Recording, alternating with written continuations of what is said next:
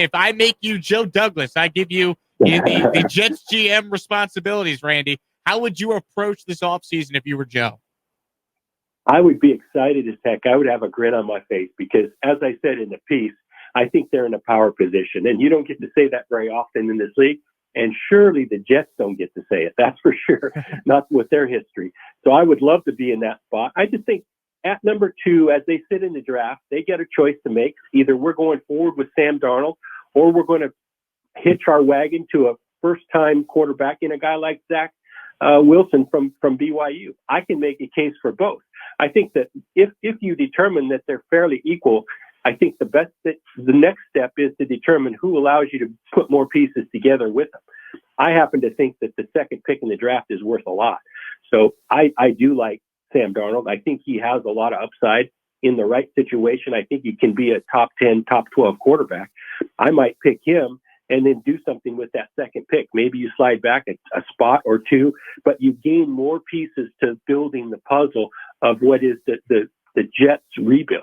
And so I think whatever you decide, you just have to maximize all the pieces. The other thing we'd be excited about it is they have cap room. And there are never in the history of the league has there been more good players that will be on the street come March 17th. We're already seeing some of it. So if they pick and choose correctly and can evaluate and know exactly what their criteria is and have a plan like most would have, I think they stand a chance to go from worst to first in a heartbeat. I just think it's a great time to be in that seat that Joe Douglas has as GM of the New York Jets. You mentioned Sam Darnold and how you're high on him. I like Sam too. He's still just 23 years old, but I also think there's such a risk in sticking with him if his ceiling is only above average. Like if you're Joe Douglas, don't you kind of have to think that Sam can be an elite quarterback? Otherwise, you could have all these picks and a great team, but if your quarterback can't get you over the top, you're kind of stuck in the middle. I think it's a valid point, and here's why I'm a little more pro Sam Darnold, because I did him in college. I was the national scout for the Chargers back when he came out, so I made the trip to USC. I studied all the college tape, and for my money, as a college player, he was undeveloped and kind of underachieved, but not to his demise. I think his skill sets were better than the scheme and the offense that he was in at SC. So I see this as his time with the Jets was nothing more than an extension of the same type of situation when he was at USC. So therefore, I still see the upside. I see that like you mentioned, a top 10, a franchise type quarterback. I can justify the reasons why it hasn't happened yet. So it's easier for me to check the boxes. I'm going with Sam Darnold.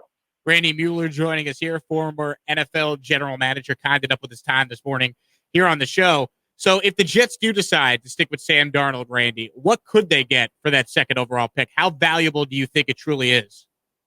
Well, I think it's valuable from the standpoint of it's the second quarterback that seems to be a lock in most guys' case.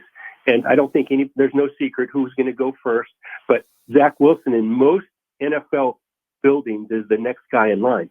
So anybody in need of a quarterback has to go to number 2 to get him. There's no guarantee after that he'll be available to them.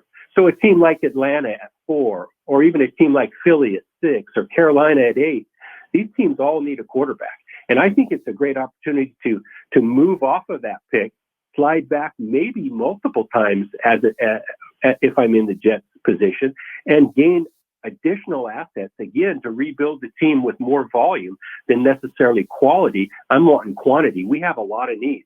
And so I think they have a chance to move back 1 or 2 spots just based on the fact that if everybody's looking for the quarterback, that's where they got to come. They can't come to 3. They can't come to 4 because someone is going to make the move to 2 to get Zach Wilson. I think Zach Wilson will be picked at 2. I just don't know what team it'll be. When you compare Wilson to the other quarterbacks coming out, not named Trevor Lawrence, is he that much better than, a Justin Fields or Trey Lance or Mac Jones? Just what makes Wilson such a unique prospect? Well, that's why Baskin-Robbins has 31 flavors, right, Jake? Everybody gets to pick their own. But for my money, I see him as more advanced. I see a body of work that's more complete than a Justin Fields or definitely than a Trey Lance. And I see a guy that's instinctive and has some of the characteristics that is hard to coach and hard to develop. Not that these other guys won't get there. I think they may indeed have some upside that even might top Zach Wilson. But I think he is the most ready right now in a passing game because he can help you from the pocket. He can help you out of the pocket, and he can make all the throws kind of off plane, right?